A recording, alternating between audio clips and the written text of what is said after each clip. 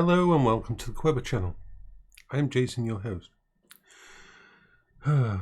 Once again, they're looking to weaponize the disabled people, to turn the world against us, to turn the country against us. It always happens in an election year. There's pieces being written about too many people on disability, too many people not being able to, who should be in work, who should just shrug it off, who should just get back to work and that. It's crazy.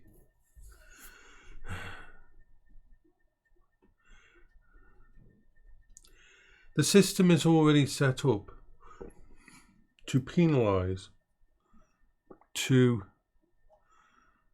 put the burden of proof on the person going on disability.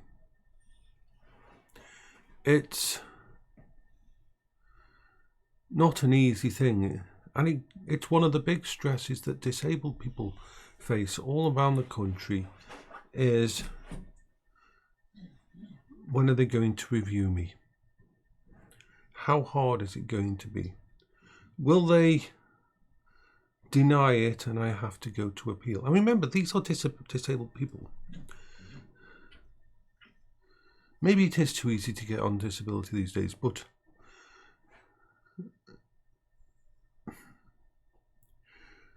from what I know, it's not.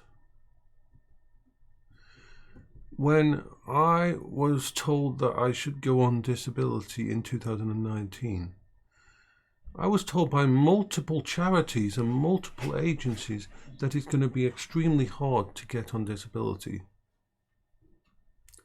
Even the Douglas Macmillan Cancer Trust and charity rang me up each week and say, has your denial letter come through yet so we can start the appeal?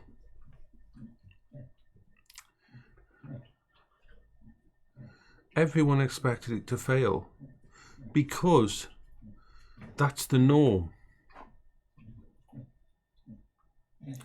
I think the numbers are something like 150,000. I may be wrong on that, but I know 150,000 people are denied disability and then win on appeal. Which means every single one of those people that won on appeal had to go through more months of hell, more months without money, more months without help.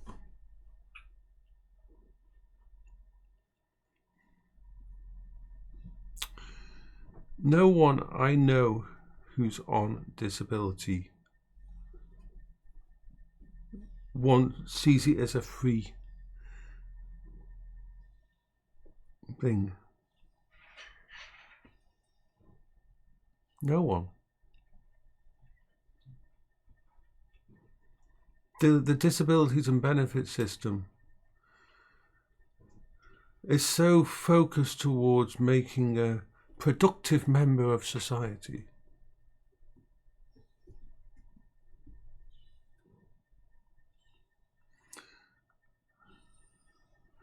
And people forget that it's not just the visible illnesses. The visible illnesses are easier to accept.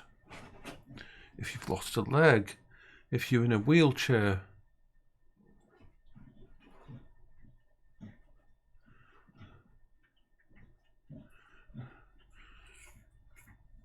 if you're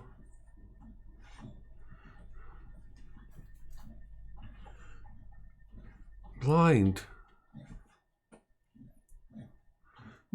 there's many physical disabilities that you can say, look here, this is a disability. Mental illness is always harder to show.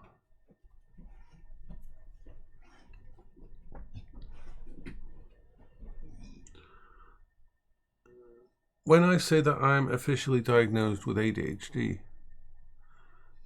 you have to remember something.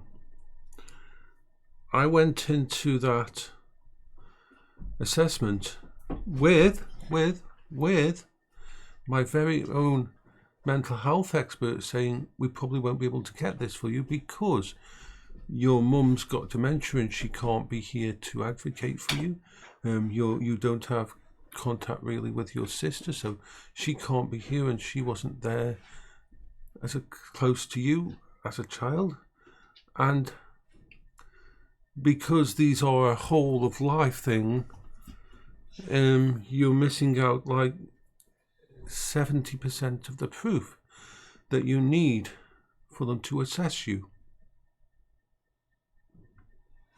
How bad must my ADHD be for the same person who 10 minutes earlier was saying you can fill in the forms and I can look at it in that, but there's a very good chance that we won't be able to class you a thingy because you can't provide the stuff from your past. And 10 minutes later, that person, after reading through the forms and reading the medical notes, because he read the medical notes of my file while I filled in the form, and he just looked at me and said, "You have ADHD." How bad must mine have been for that?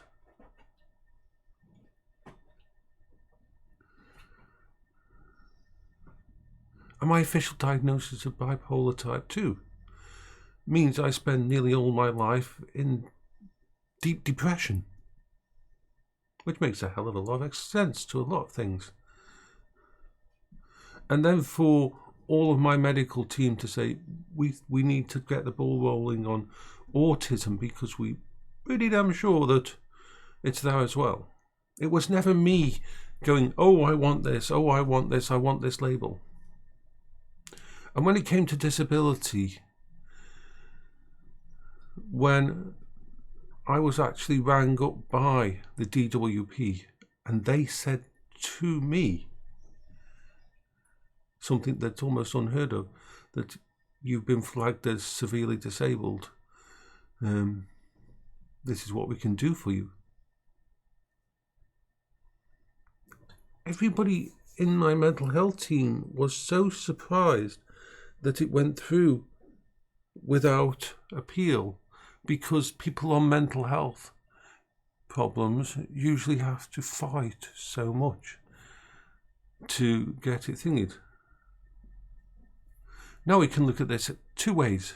I'm extremely lucky and I just coasted through the system, or I am so absolutely fucking fucked up that when they looked at the burden of evidence and they saw everything that would been thingy, it was like, yeah.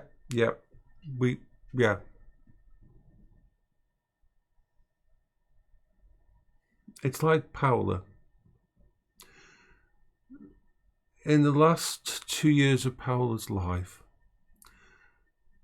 the local disability services and the DWP bent over backwards to help us. That's when we knew Paola was getting worse. That's when we knew that Paola was dying, because nobody said it, but the amount of services that was being provided was so massively more than normal that we knew that things were getting really, really bad.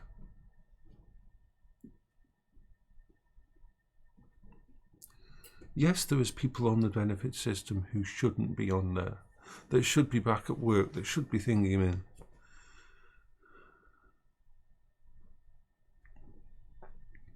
But there's also people who really will never be in a state to do a job. I am not a shirker. I am not, as they would call, I am not someone who doesn't, I do more work in a day, if you think about it, than most people who go to work. The effort I have to put into to get out of bed, the effort I have to put into to stay focused for the time I'm awake is exhausting. The way I have to plan my day, the coping strategies, it's never, oh, I'm going to have a day off. I don't get that choice. If I have a day off, if I stop fighting, if I stop doing what I'm doing, then bad shit can happen. And we don't want that. And I don't want that. This isn't a delusion. This isn't a thingy. Bad shit will happen. So I have to fight every day.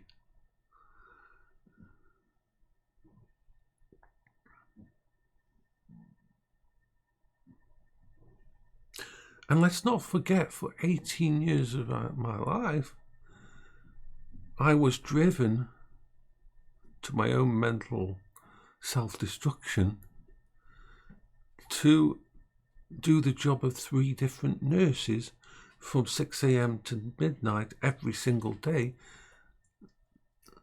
taking care of Paola. And then the argument comes, oh, if you're so disabled, how could you do that? Because Paola was my anchor.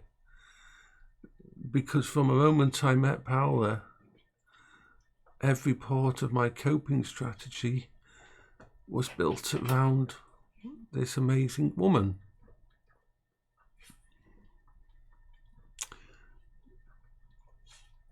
And for the first time in my entire life, I was able to be myself and stop masking and stop pretending to be someone else. And after 18 years of primary care, of being awake and up at a moment's notice and looking after someone who was dying,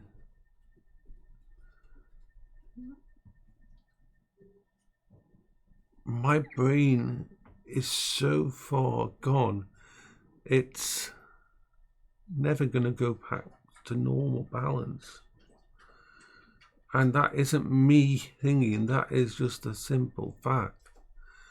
What I've seen, what I went through.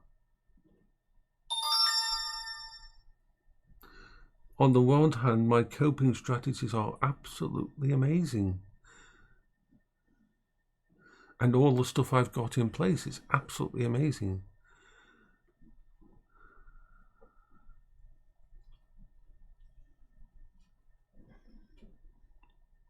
It's a pity.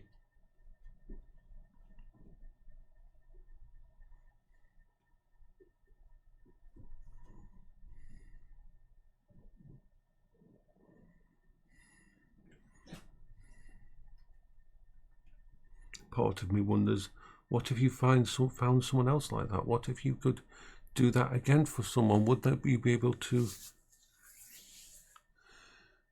do it again? It's like,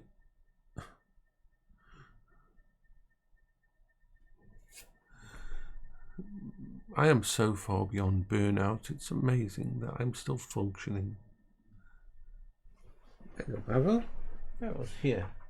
Paola's here like a little puppy. Yay! Puppy, puppy, puppy, puppy, puppy, puppy, puppy.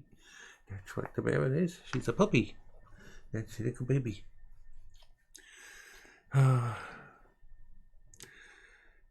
No, I feel so. The problem with the way that the UK media and that weaponise disability. Like, remember, all of the griefing, all of the trashing that I've got now started on the day I decided to try help do videos from a completely innocent and naive point of view. And the media circus took advantage and ran with pictures they shouldn't and didn't take a duty of care about me and how the country would react, how the people would react to what I said and did in their thing. Because that's my big flaw. My big flaw is because I don't have the ability to lie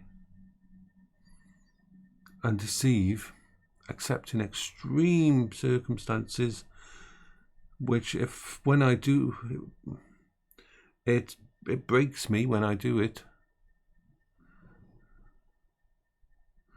But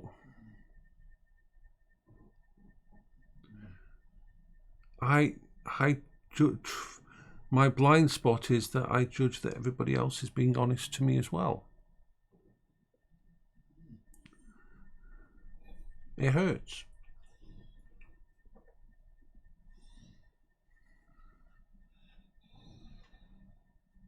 So this is Jason for the Quiver channel. I hope you're all having a good day. Yes, my brain decided I want to talk about something else now, so I'm going to do another video at the moment. I've got a project in front of me and it's just distracting me completely. So, yep, this is what happens with my brain, from one subject to the next, just jumping over.